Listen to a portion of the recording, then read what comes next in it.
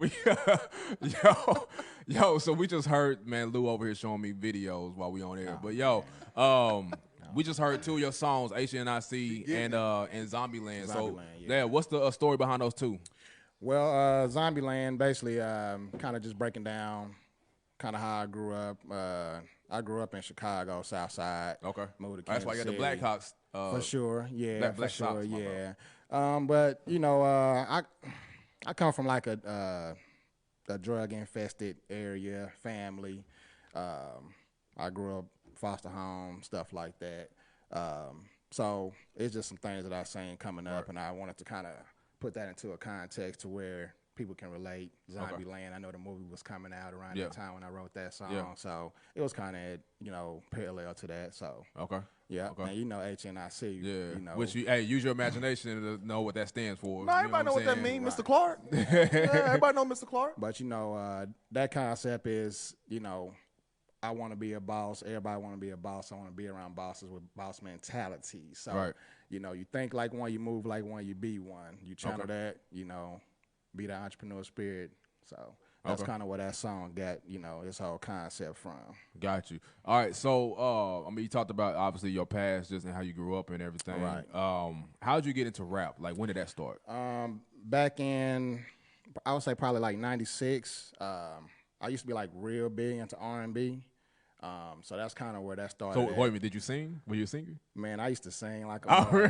Yeah, for real. You got some right now? You got? Nah, okay, all right. I'm just saying. But you know, my mother used to listen to Sade real heavy, Anita Baker, you know, and I kind of grasped on it by then. Oh yeah, for sure. So that was kind of where I got that musical start at. My mother, she just listened to all the good music, man, when I was coming up. So something that we do for all rappers. What's your top five? Top five rappers. It don't matter what order, just top five. Oh man, I don't know. I wasn't even ready for that one, bro. That's a tough one, man. But I'll give you a couple of my favorites. Tupac and Nip. Okay. Those two are my favorites, man. Not just for the music, but for what they stood for. I was a real big Tupac fan, man. Right.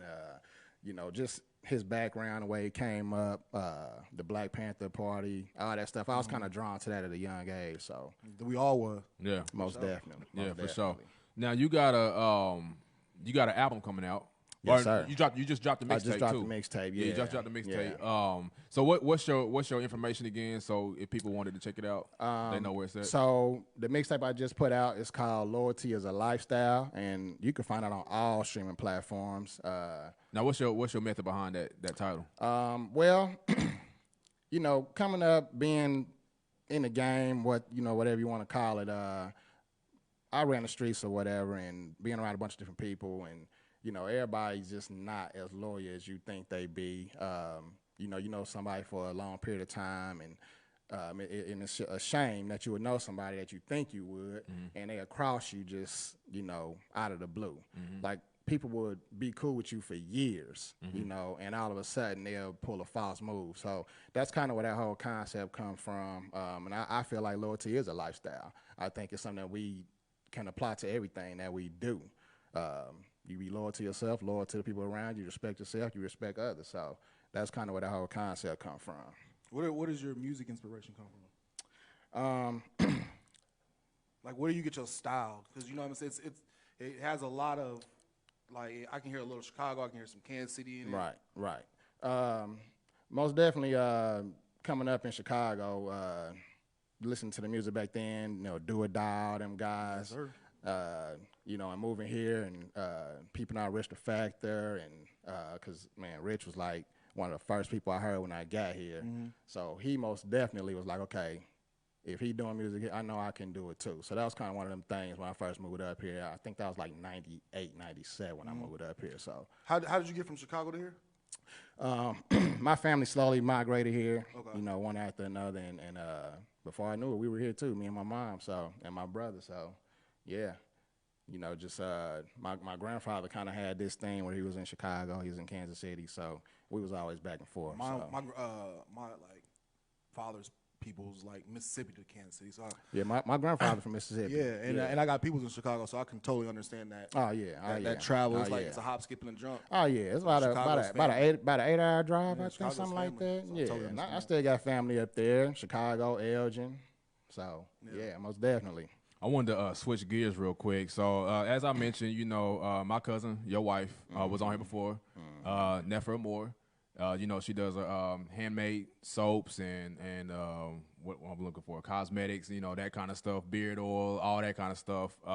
But you're involved in that as well, right? Yes, sir. Yes, yeah. sir. So what's y'all's mission behind that? What y'all trying to do with that? Or what's y'all's inspiration for that? Well, our kids, they were having real eczema problems real bad, and we were buying soap from stores, and it just wasn't working. Right. And even I was having some problems myself, where I was getting like, you know, the ingrown hairs on my stomach, like my legs and stuff. And we just kind of came. We was like, we're gonna try to do it ourselves, and that's kind of where that thing catapulted from. So most definitely it was an in-house thing that got that started. You know, we were trying to just figure out some solutions. And then you also do. You say you're big on clean eating, right? Oh, for sure, yeah, for sure. I mean, I would guess you would call me a vegetarian right now, cause Okay. I still no meat. No meat at all, no meat at all, yeah. How long you lost a lot of weight, especially like from when you're doing your videos, like yeah, now, you lost a ton of weight. How long you been doing it? About almost 2.5 years now. Okay. Yeah, about 2.5 years. And even that, meeting Shayla, she didn't cook beef and pork when we first met. Okay. So that kind of cut that out of my, diet immediately. Right. So that's kind of where that started from. What's your go-tos? Like, since you don't eat mushrooms, man. Mushrooms, beans, all the different beans. I wasn't even a mushroom eater at first, bro. But once I kind of changed my eating habits, it's like my palate, it changed. For sure.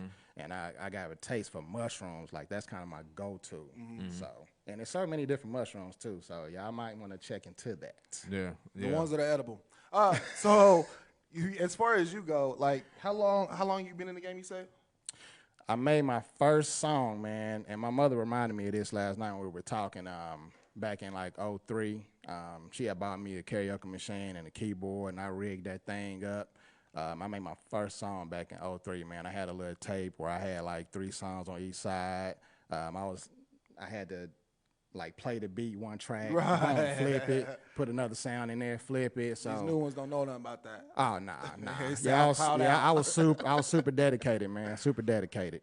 Do you do you take, obviously you're an artist, so you try to have meaningful art. For do you sure. take that clean living lifestyle and then put that into your lyrics? Is that something that people just get to know you personally? Like, well, when this album come out, it's gonna be a little bit more diverse. Obviously, since I've been growing these past few years, you're gonna hear it in the music in this upcoming album. So most definitely, because I like the diversity. Like, of course, we need to hear the struggle, what's still going on, because nothing has changed. Right. You know what I'm saying? So that story still needs to be told. But I feel like, what's the evolution of hip hop, or what's the evolution of rap? Exactly. At its essence, it's always been to educate and to uplift. For sure. And oppress people. So, as a fan of Chief Vez and as a fan of hip hop, I look forward to that, but I also appreciate what you do. Yeah. Appreciate you, bro. Appreciate that story and your background and everything. We got to get to another break real quick, and then we're going to get to our last segment. We talking about a couple of topics. One in particular is somebody wrong for wearing a Greek organization if they're not a member of the organization? Yeah. We get into that. Yo, you listen to the Lunch Squad on 100.1 FM and 1KCRadio.org. Squad